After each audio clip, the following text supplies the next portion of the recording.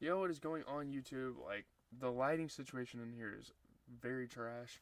So pardon me for that. I apologize. Obviously, if we're gonna like again, I'm gonna say this in videos all weekend while I'm here. Like, we gotta work on my setup here because in the dorm room it's so much better. I gotta work on my lighting. It's so fucking bad right now. I don't have any lights in the background here either, so it just doesn't help. But we're here to talk about the 79th episode of The Sopranos. This is the second episode of the second half of the show's sixth season. It's the 14th episode of the season overall. What's going on, Chippy? But yeah, shout out to the Heat, man. Making the playoffs, that's pretty dope. Defying odds there. But we are here to talk about The Sopranos. Obviously, a couple people passed away. We were told that there is a character that made their final appearance in this show. Again, I don't really like being spoiled that information, but it's kind of cool to know, like, right off the bat. This is a guy that hasn't really been involved in the show as much, but yeah, we can still kind of get going here, talk about just the episode itself, have a bit of a discussion, and then, yeah, sorry if you hear noise upstairs. That's like our cleaning robot or whatever those, like, little vacuum things are. Um, is this hoping for a miracle? Yeah. I mean, hoping for Jimmy. Dude, I just don't like my lighting in here. It's so annoying. It is what it is. But Johnny Sack is transferred to a prison hospital after being diagnosed with small lung cancer. Small cell lung cancer, not small lung cancer. It's definitely not small. He's probably going to die from this. And yeah, we're going to talk about that in a second. But yeah, he gets diagnosed with cancer. They take him to like the hospital, the prison hospital ward or whatever they call it. Yeah, he dies with his wife and two daughters at his bedside. We're not even gonna waste time. I'm just gonna get that out of the way. R.I.P. Johnny Sack. He was a pretty important character in the show. We're not gonna really talk about his storyline that much. Obviously, it was pretty dope, pretty impactful. There were some really good, wholesome scenes there, but yeah. But meanwhile, in New York, Phil forgoes leadership of the Lupertazzi family in favor of his protege, Gary Torchiano. This is a guy he's been teaching. This is a guy that's kind of been growing up with him and all this stuff, and he wants to give him that position. He thinks he deserves it. He's pretty youthful. He's probably like 40s, 50s, which is really young for a mob boss to start out. Um, But however, at dinner in a restaurant with Silvio, Gary is killed on the orders of Faustino Doc Santoro, who also wants kind of a power shift, who also kind of wants a little piece of the pie. It's kind of it was a kind of a competition between Gary, uh, Phil, and Doc. So those three were kind of competing for the next mob boss position. Obviously, Gary is now taking out the picture, so Doc and Phil are going to compete for it. So, yeah, Tony, furious that Sil was put in danger, urges little Carmine to vie again for control of the Lupertazis. He wants him to kind of enter the equation, because obviously for a while, little Carmine was getting involved. He was wanting to kind of step in as the boss, since obviously, like, his father was the boss before, and it's almost right that he would do that. But, Carmine declines. His wife has said, "I don't want to be the wealthiest widow on Long Island." Like he said, he shared this really sad story. Like it was kind of the similar situation with the one guy that hung himself earlier on in the season, with like their wives wanting them to get out of this life. And Carmine, he's still going to be involved in the life, but he doesn't have to take a big role. He doesn't have to be a mob boss, and he wants to avoid that at all costs because of what his wife said. So that is exactly what he is going to do. So yeah, on what would have been Billy's 47th birthday, Phil bitterly speaks to Butch about his weakness. In particular, after Billy was killed, he says there will be no more compromise, no more Mr. Nice Guy. Phil is coming for people's necks now. Obviously, Billy's birthday party was an opportunity for him to kind of reflect on events, and as foolish as this may sound, he realizes, like, how soft he was, I guess, how big of a pussy he was 6 minutes ago. What just happened to my mini feed? I don't know. Shout out to you guys for showing support on the playoff video, by the way. But Meadow has broken up with Finn, while Blanca is getting fed up with AJ. Those two's relationship is not off to a good start, and it is looking like nothing but bad signs out of those two for that relationship, which is kind of expected. I mean, AJ's a pretty young guy. He doesn't have a lot of experience with relationships. He's only been in probably like one or two in his entire life. But Tony is approached by FBI agents Harris and Goddard. He's out getting his mail. And then they come out and they ask him to pass on anything he notices that at the Newark docks that might concern terrorism, because there's obviously guys that have been hanging around the Bada Bing, and they're like Middle Eastern. Tony turns his back on them. He's like, no, get the fuck away from me, man. Like what are we doing here?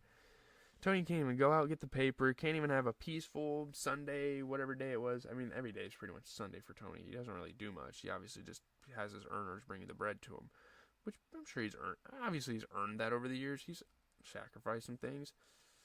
But, Christopher finishes his mafia-themed slasher film, Cleaver, which has been in the works for pretty much the entire season. I genuinely think, like, in real life, this would be a pretty cool concept for a movie.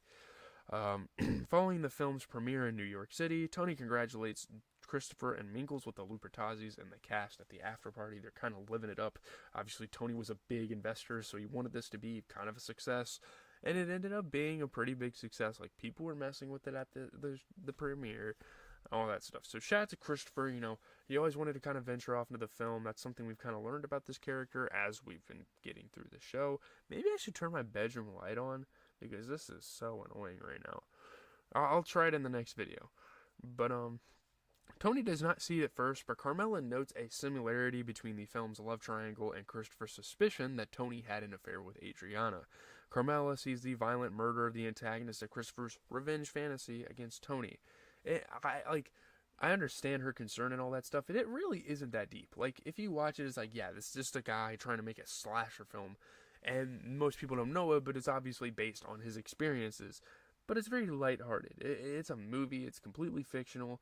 It could be a fucking joke at the end of the day, like, for all we know. Like, Christopher, for the people that know, probably could have had humorous intentions with this. But obviously Carmela is, like, prodding at him, and, yeah.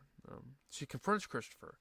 She is doubtful about his depiction of Tony and also about Adriana's whereabouts. Like, a lot of things seem a bit fishy for Carmela here. She's starting to find out some things, and I feel like that's something that's kind of developed throughout this season, is her kind of trying to find this revelation of what happened to Adriana, because she keeps having these dreams. She keeps having these visions of Adriana. She's like, well, something must have happened. I think my gut feeling is, like, in the right here. He denies any similarities, but is worried about what Tony might think. Tony hasn't picked up on it. He's too naive. He just wants to enjoy this slasher film. He's like everyone else, which they should probably keep it that way.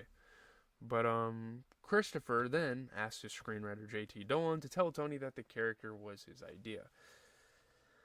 And that's very risky for a normal civilian like J.T. to do this. I mean, he's obviously not a normal civilian. He's in Hollywood. He's a screenwriter, but, like, come on. When JT refuses, Christopher hits him over the head with a Humanitas prize trophy, which is pretty fucking funny. I don't know if that's a real thing. I guess it is. I think it's like a Spanish type of, I don't know. JT then visits the Bada Bing and tells Tony that he stole the characters and plot from the film Born Yesterday, so he pretty much comes up with a perfectly believable alibi. And thank goodness JT over here knows about films. I think JT Dolan is an actual person. No, he's not. My bad. No, he's not. I'm an idiot. He sounds like someone that would be a real person. But, Tony seems to doubt JT's account, but watches Born Yesterday at home and he realizes, well, yeah, that is similar, you know? And the alibi makes perfect sense, and I feel like they're going to soon drop it. Later, he painfully admits to Dr. Melfi that he believes Christopher despises them, and that Cleaver illustrates his hatred, which is really stupid because he wouldn't have observed this without his wife, Carmela, bringing this to his attention. He wouldn't have realized this. He's too dumb to know this. Like, you know what I mean?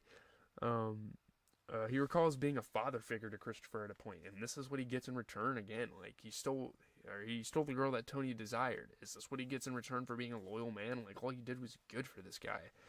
Melfi asks Tony to cautiously evaluate if he is not reading into things, but he replies that his sessions with her have taught him enough about the human subconscious. So, at the baptism of Christopher's daughter, Tony and Chris embrace closely, but their eyes belie the closeness. Man, it's going to be interesting to see how those two get along with each other for the rest of the show. Obviously, Gary Torchiano is dead. Let's talk about the deceased. Torchiano was shot multiple times to death while having dinner with Silvio Dante by a hitman on orders for Faustino da Santoro to remove him from contention to the Lupertazzi family boss's position. And obviously Johnny Sacrimoni dies of lung cancer in prison. Pretty impactful character here, so rest in peace to him. In this episode marks the final appearance of the character Lawrence Larry Bird Bareese, a Demio Soprano family capo. Larry is only mentioned in future episodes, and we're assuming he's going to go to jail because he didn't obey like his probation. He didn't obey all of these like house arrest conditions. But yeah, it's going to be interesting to see, Tony and Christopher's relationship kind of melt down here. We're going to have to see what happens. I don't know what I'm going to do content-wise for like Monday. I know tomorrow we're going to be reviewing the Hellraiser movie, and I'm going to try to watch as much of that movie today as possible.